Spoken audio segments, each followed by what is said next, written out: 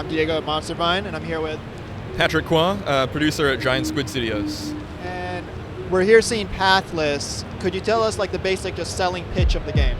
Yeah, definitely. So Pathless is this mythic adventure game where you play as a young hunter who travels to this island far out in the sea to discover the source of this curse that's plaguing the land. It's spreading out from this island.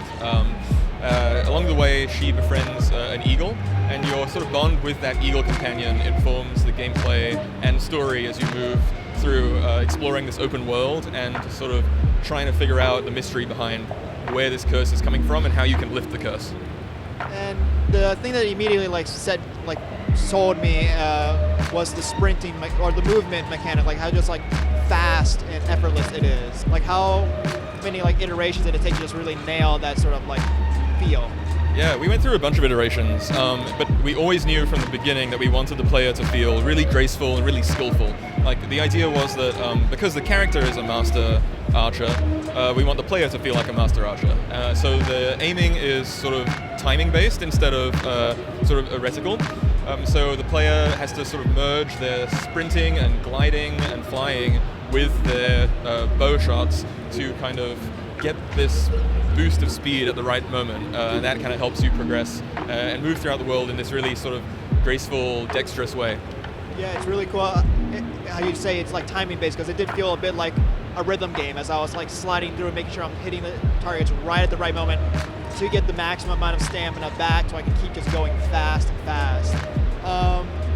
Since it is a big part of the game is the archery and your bond with this eagle, moving around with the eagle, did you do any research into actual archery or eagles to make sure you're being accurate to either thing? Yeah. So I mean, we drew inspirations from a lot of different things. Certainly, certain kinds of mythology, architecture from Cambodia, and then even just random European architecture. So it's a wide array of inspirations. But specifically for the hunter, we looked at Mongolian sort of eagle hunters who still practice today, and that sort of bond they have with this animal that is sort of an extension of themselves. We wanted to really get that vibe across. When you first meet the eagle in the game, you don't have that bond quite yet, but that's something that develops as you play the game, and eventually the two of you just sort of work as one unit, and that's the idea we wanted to get across there. Yeah.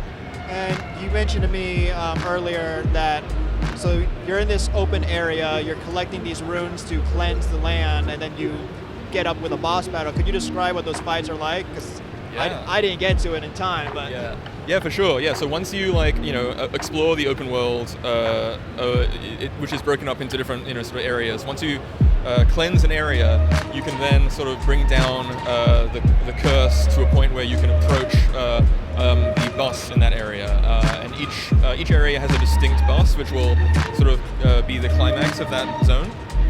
And once you do that, there'll be a sort of fight where you take everything you've learned and all of the little abilities and skills that you've honed throughout that area, and you put them to the test against one of the cursed spirits in hopes that you can actually cleanse that spirit and bring light back to that area of the world. And you're just fighting them in the areas or like a boss zone? Yeah, so it'll be a fight in an actual sort of specific area. Okay. You'll fight your way up to this sort of temple and then fight the boss in its own domain.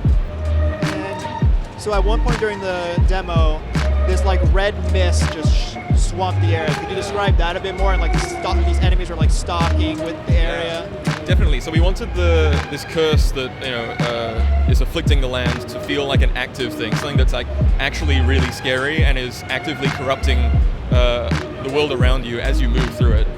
So this sort of red storm of cursed energy will track you and trace you through the world. Often, based on where you go or actions you've taken, it'll sort of get more aggressive. And within that storm is sort of the cursed spirit of that area and all of its minions, and they will kind of come at you and try and hinder your progress.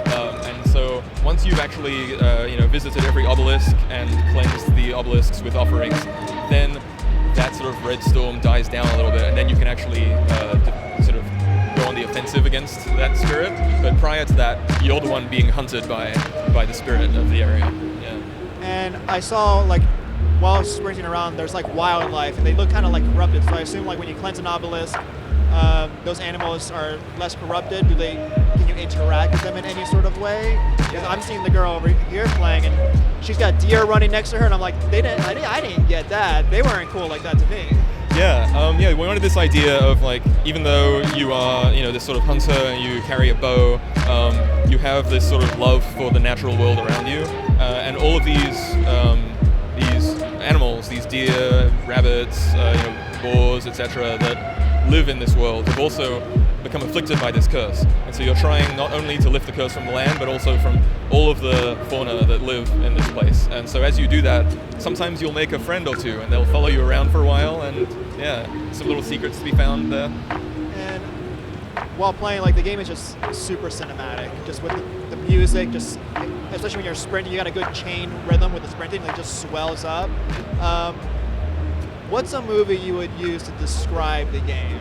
Ooh, that's a good one. I think definitely Princess Mononoke would be one that I would say is definitely that kind of vibe. Definitely the archery, hunting down a cursed beast and that kind of thing, yeah. So what platforms and release date are you guys thinking of, if there anything set?